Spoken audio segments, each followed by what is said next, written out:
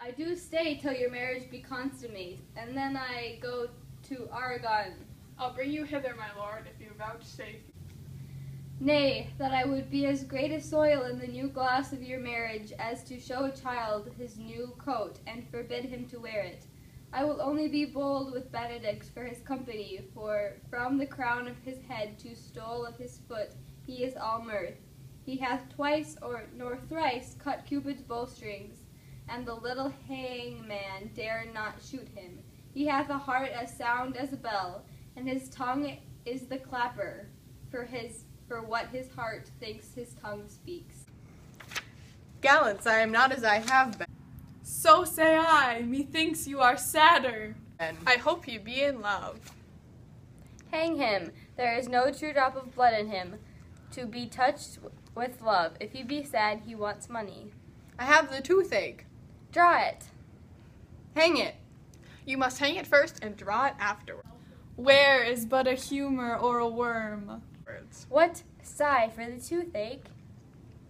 Well, everyone can master a grief, but he that hath it.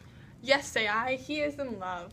There is no appearance of fancy in him, unless it be fancy that he hath two strange disguises, as to be Dutchman today, a Frenchman tomorrow, or in the shape of two countries at once, a German from the waist down all slops, and a Spaniard from the hip downward, no doubt, unless he have fancied to this foolery, as it appears he is. If he not be in love with some woman, there is no beloved signs. A brushes his hat o' mornings. Hath any man seen him at the barb's? No, but the barber's man hath been with him, and the old ornament of his cheek hath already stuffed tennis balls. Indeed, he looks younger than he did by the loss of a beard. Nay, rubs himself with clivet. Can you smell him out by that? That's as much to say the sweet youth is in love. The greatest note of it is his melancholy. And when was he wont to wash his face? Yea, to paint himself, for which I hear what they say of him. Nay, but his jesting spirit, which is now crept into a lute string and now governed by stops.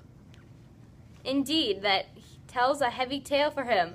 Conclude, he is in love. Nay, but I know who loves him.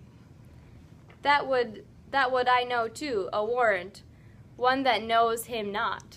Yes, and his ill conditions, and in despite of all, dies for him. She shall be buried with her face upwards. Yet this is no charm for the toothache. Old Signor, walk aside with me. I have studied 8 or 9 wise words to speak to you, which these hobby horses must not hear. Good evening, brother. If your leisure served, I would speak with you. In private? If it please you, yet Count Claudio may hear, for what would I speak of concerns to him? What is the matter? Means your lordship to be married tomorrow? You know he does. I know that not, when he knows what I know. If there be any impediment, I pray you discover it. You may think I love you not. Let that appear hereafter, and aim better than me. By that I now will manifest. For my brother, I think he holds you well, and in dearest of my heart hath hope to effect your ensuing marriage surely, suit all spent and labor ill bestowed. Why, what's the matter? I came hither to tell you the circumstances shortened, for she has too long a taking of. The lady is disloyal. Who, Hero? The word is too good to paint out her wickedness. I could say she was worse. Think you of a worse title, and I will fit her into it. Wonder not till further warned. Go with me tonight, and you shall see her chamber window entered, even the night before her wedding day. If you love her then, tomorrow wed her. But it would be better fit your honor to change your mind. I will not think it. You dare not trust that see you confess. not that you know. You will follow me, and I will show you enough. And when you have seen more than heard more, proceed accordingly. If I see anything tonight why I should not marry her, tomorrow in the congregation where I should wed, there I will shame her. And as I wooed for thee to obtain her, I will join thee to disgrace her. I will disparage her no further till you are my witness. Bear it coldly but till midnight, and let the issue show itself.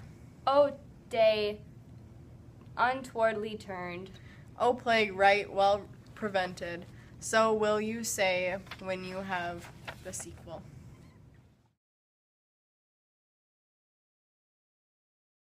Are you good men and true? Yea, or else it were pity, but they should suffer salvation, body and soul.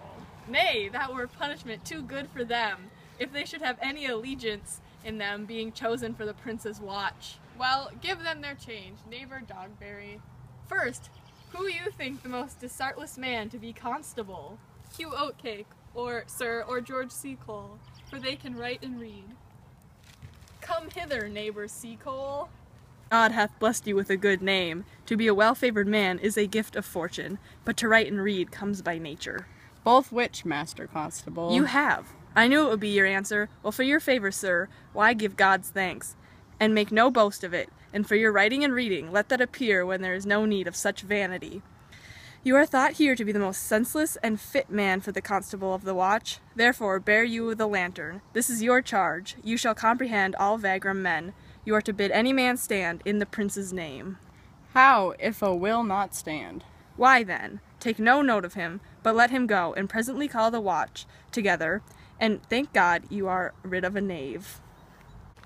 If he will not stand when he is bidden, he is none of the prince's subjects. True, and they are to meddle with none but the prince's subjects. You shall also make no noise in the streets, for the watch to babble and talk is most tolerable and to be endured. We will rather sleep than talk. We know what belongs to a watch.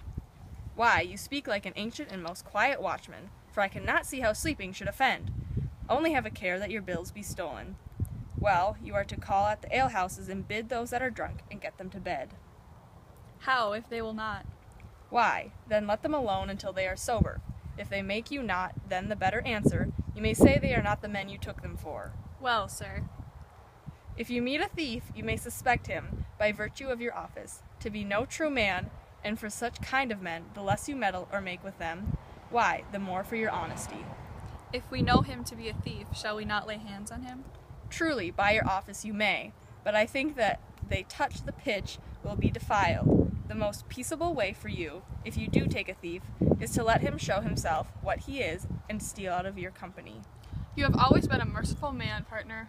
Truly, I would not hang a dog by my will, much more a man who hath any honesty in him. If you hear a child cry in the night, you must call to the nurse and bid her still it.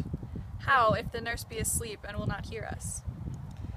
Why then depart in peace, and let the child wake her with crying, for the ewe that will not hear her lamb, when it baws, will never hear a calf when he bleats. 'Tis very true. This is the end of the charge. You, constable, are to present the prince's own person.